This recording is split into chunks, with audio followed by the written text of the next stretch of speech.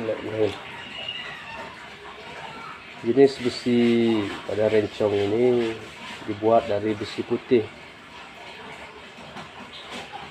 berbahan besi putih yang anti karat. Dari zaman dulu besi putih memang sudah dipakai untuk senjata rencong Aceh. Cara memegang rencong ini adalah cara untuk memegang rencong Aceh ya. Atau kita balik ya. Bisa juga seperti ini, cuman kurang efektif, atau seperti ini kurang efektif.